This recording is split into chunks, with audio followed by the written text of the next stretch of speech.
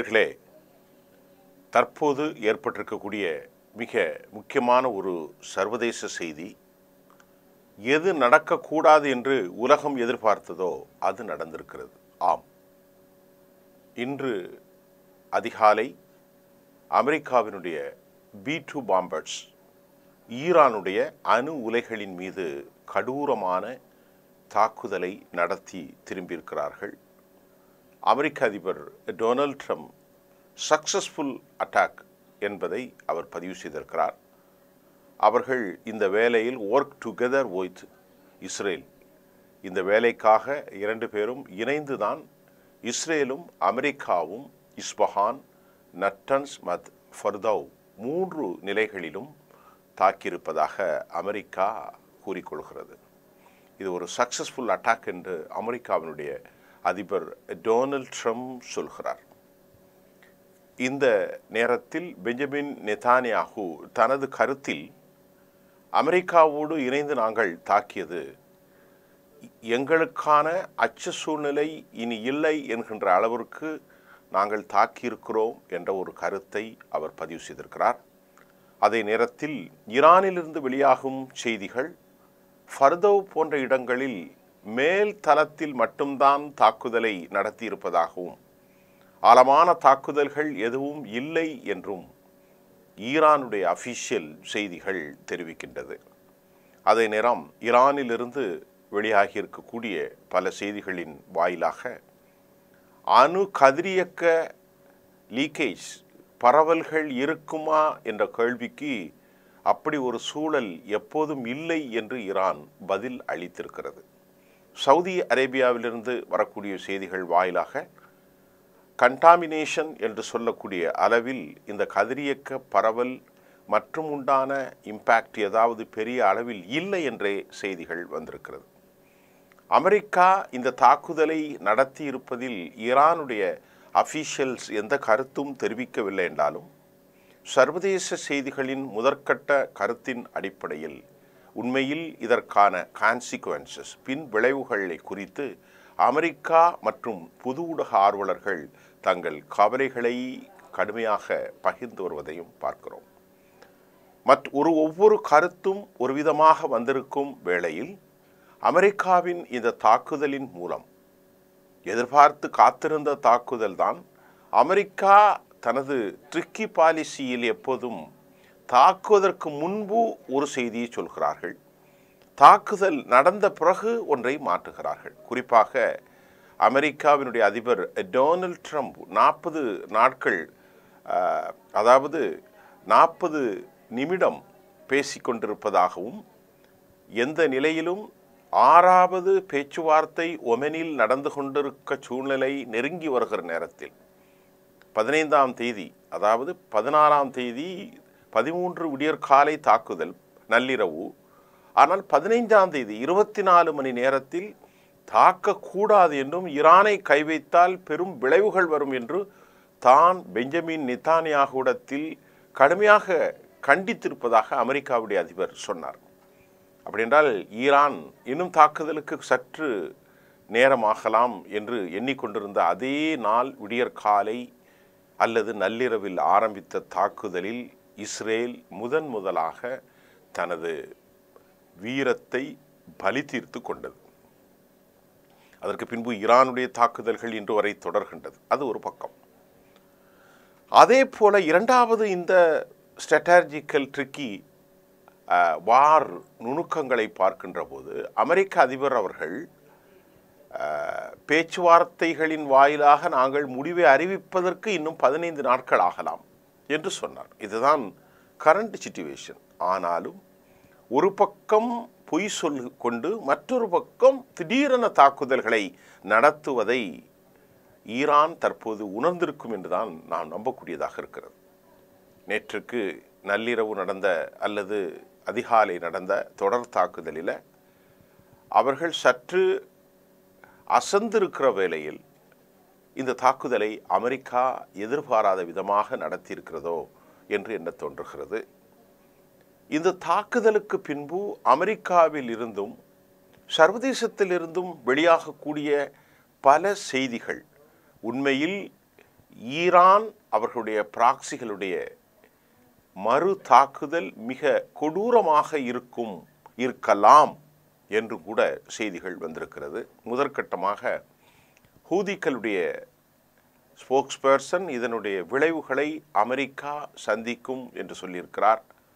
குறிப்பாக இந்த நிலையில் நேற்று முன்தினம் நாம் பேசுகின்ற போது அமெரிக்காவினுடைய டேபிளுக்கு வந்து நீங்கள் இந்த என்ரிச்மென்ட்டை கைவிடுவதற்கான பேச்சுவார்த்தை அழைகின்ற போது வெளிவிவகாரத்துறை அமைச்சர், ஈரானுடைய வெளிவிவகாரத்துறை அப்பாஸ் அராக்சி, அமெரிக்காவோடு பேசுவது எந்த பொருத்தத்தையும் எங்களுக்கு ஏற்படுத்தாது, அது காலம் நேரம் விரயம் என்ற கருத்தையும் அவர் பதிவு செய்திருந்தார். காரணம், ஈரானுடைய ஸ்டேட்மெண்ட் அவர்கள் சமாதானம் பேசுபவர்கள் நடுநிலையிலே இருக்க வேண்டுமே அல்லாமல் போரை நடத்தி கொண்டு போரை தூண்டி கொண்டு ஆயுதங்களை கொடுத்து கொண்டிருக்கக்கூடிய ஒரு அணியின் அமெரிக்கா அவர்கள் ஈரானுக்கு எதிரான இஸ்ரேலு கூட்டு சேர்ந்து கொண்டு அவர்களிடத்தில் எதிர்பார்ப்பது ஒரு அறிவியலித்தனம் என்ற கருத்தையும் கூட அப்பாஸ் அராக்சி தெளிவாக பதிவு செய்தார்.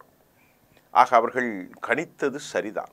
எதிர்பாராத விதமாக இதன் விளைவுகள் படுமோசமாக இருக்கும் என்று அவர்கள் நினைப்பதற்கு முன்பு America தாக்கியிருக்கிறது.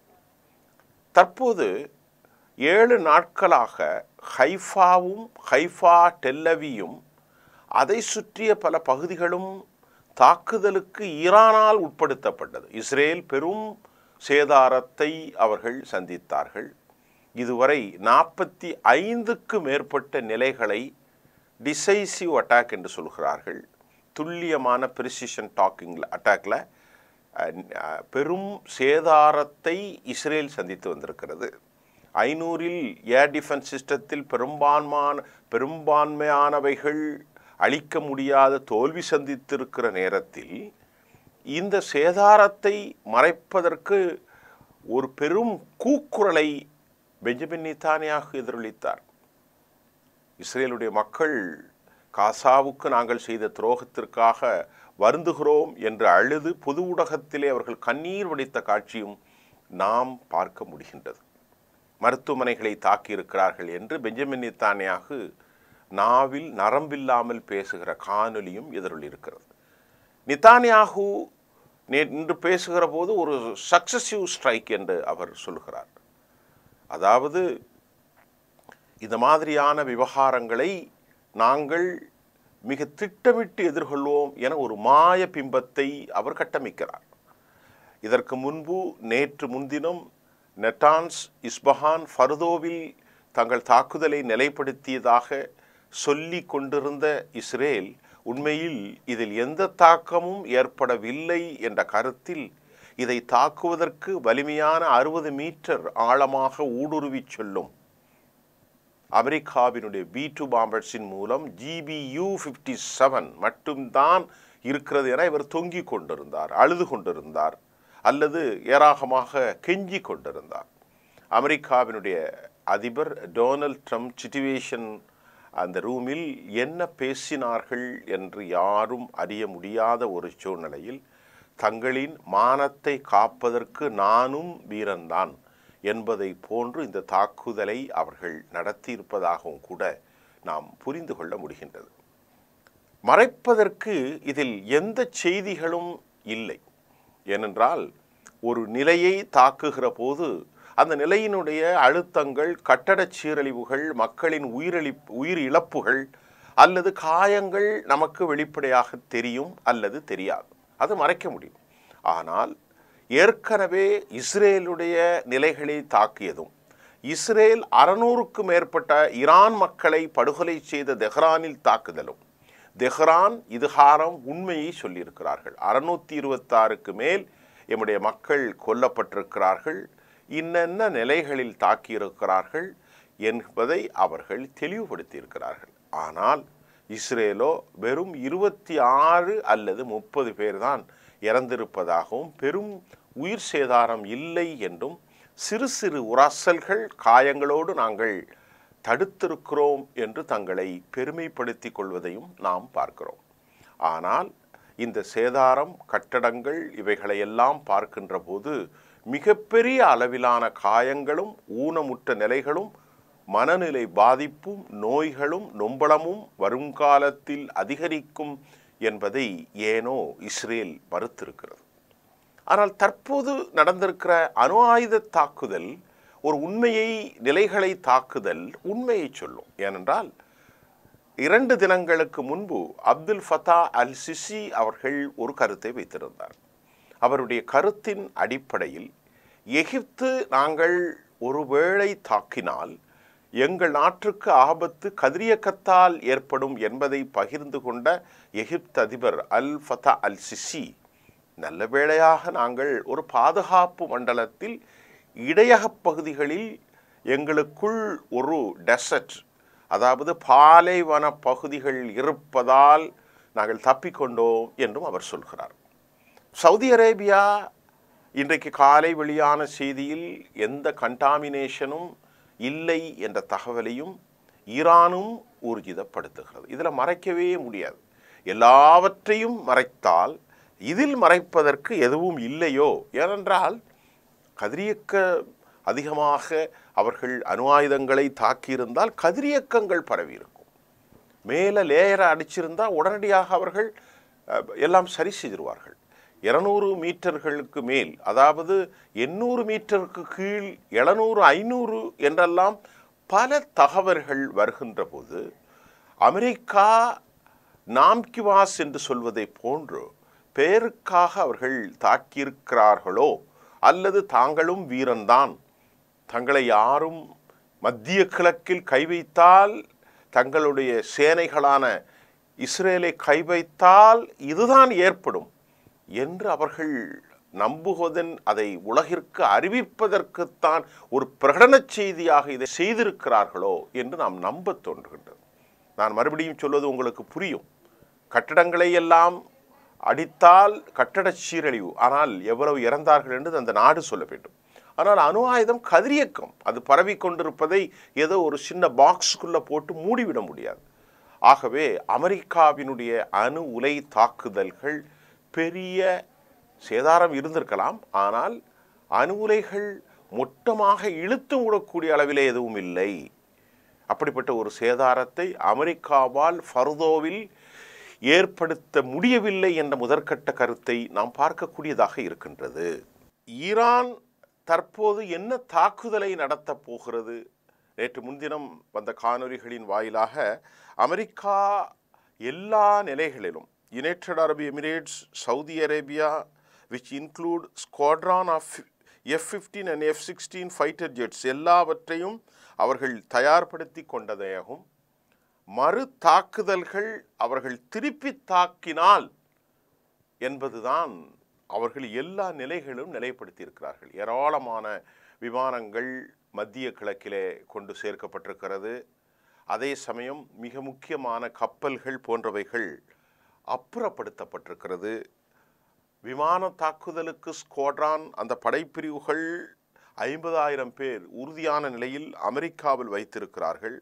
The powerful US 5th Fleet based in Bahrain in Arabian Gulf.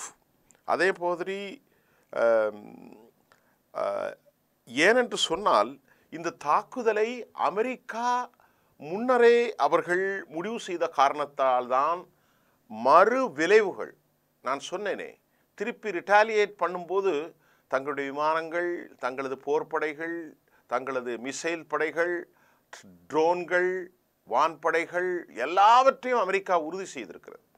அப்போ ஏதோ ஒன்று தாக்க போகிறார்கள் என்று நாங்கள் நம்பினோம். அந்த தாக்குதல் அணு உலைகளின் மீது 15 நாட்களுக்கு பின்பு நாங்கள் ஹாவ் டு டிசைட், செய்ய போகிறோம் என்றெல்லாம் அறிவித்த அமெரிக்கா திடீரென இந்த விவகாரத்தில் முதன்மைப்படுத்தி இனி டிப்ளமேசிக்கான வழி இல்லாத கதவடைப்பு செய்யப்பட்டு விட்டது. ஆகவே இஸ்ரேலுடைய இராணுவம் இதை பெரும் புகழாக சொல்லுகிறது. இந்த நேரத்தில் இந்த விவகாரத்தை அமெரிக்காவினுடைய எதிர்ப்பணியாகவும் ஈரானுடைய சேனைகளாக இருக்கும் ஹமாஸ் கண்டம் US ஸ்ட்ரைக் ஆன் ஈரான் என்ற ஒரு செய்தியும் வந்திருக்கிறது.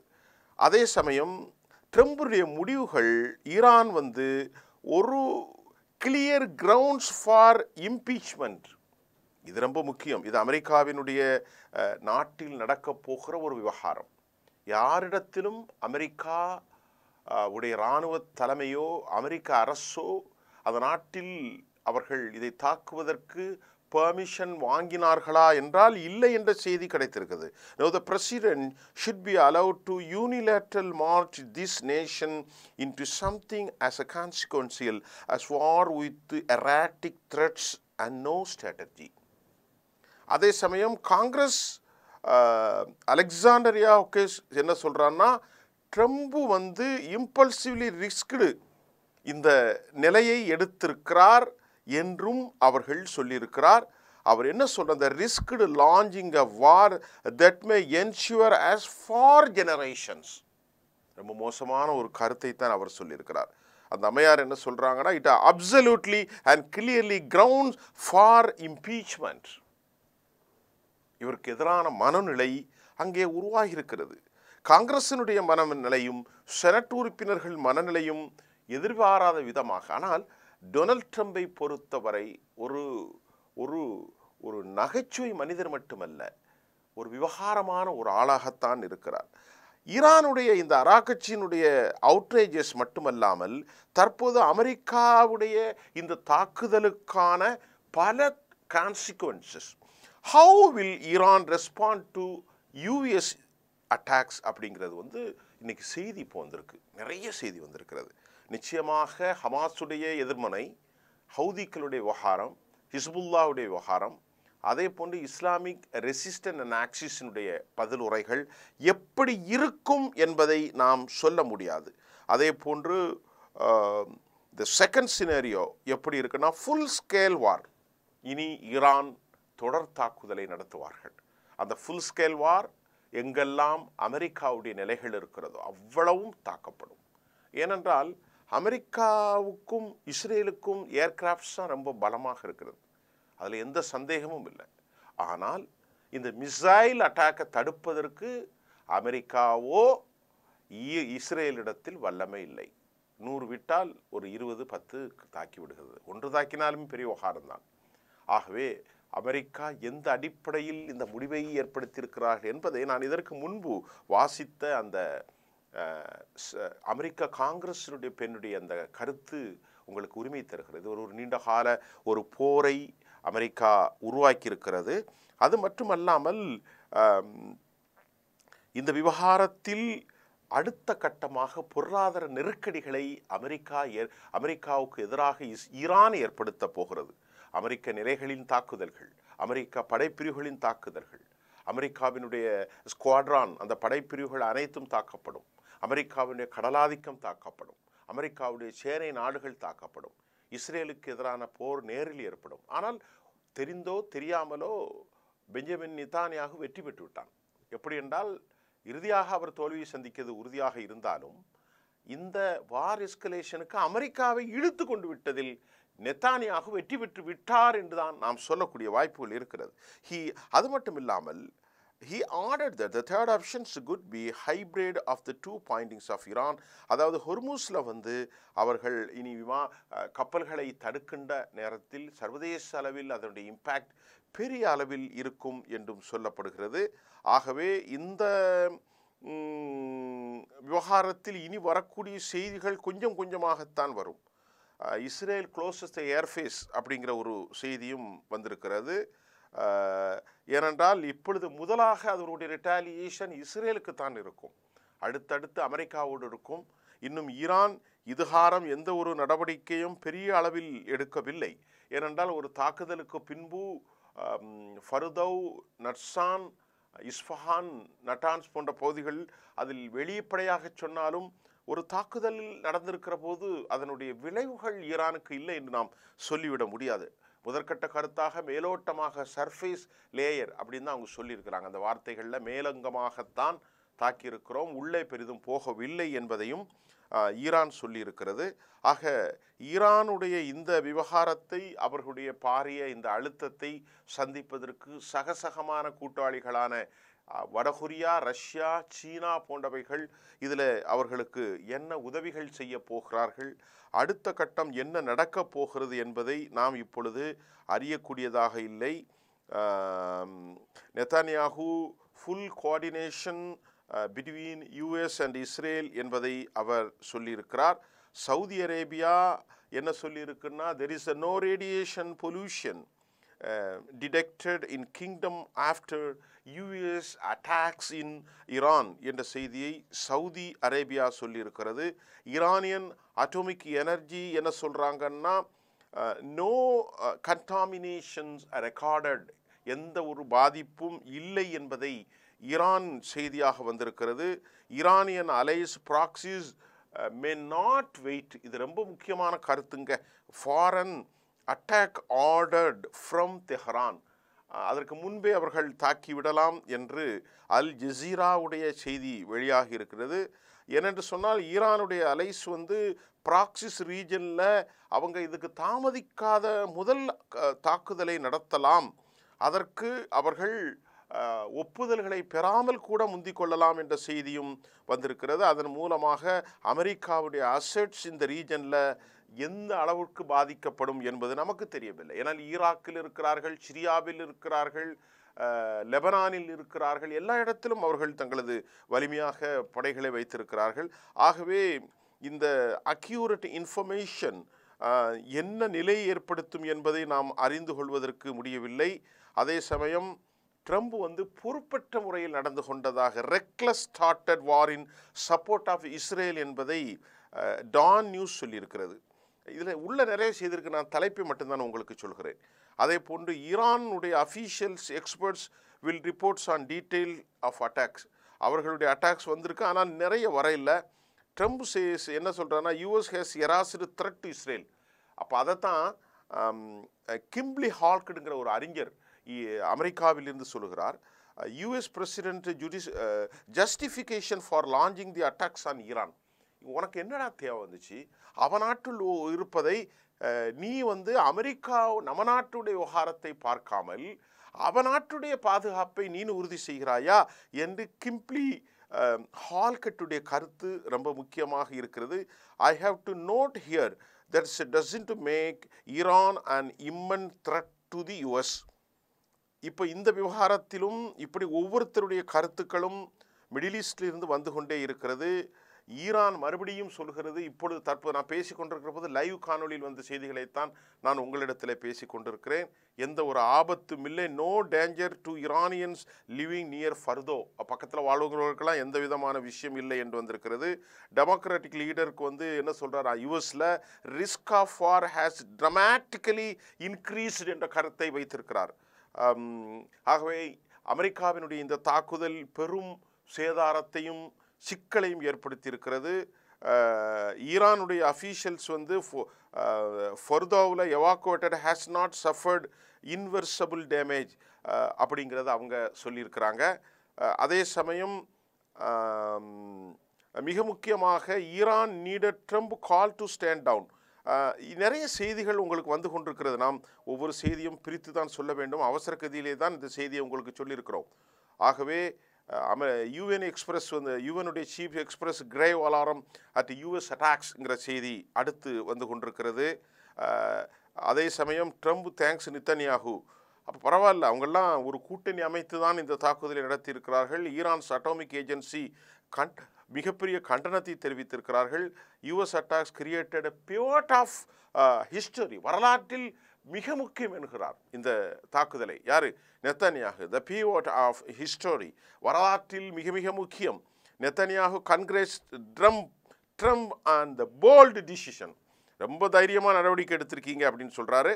ஆகவே இப்போ நான் உங்கள்கிட்ட பேசிக்கிட்டு இருந்தால் நிறைய செய்திகள் வரும். ஆகவே இந்த விவகாரங்கள் அடுத்து என்ன நேரத்தில் செய்ய போகிறது என்பது ஒரு கொதிநிலை அரசியலை ஏற்படுத்தியிருக்கிறது. ஆகவே நாம் பொறுத்திருந்து பார்ப்போம்.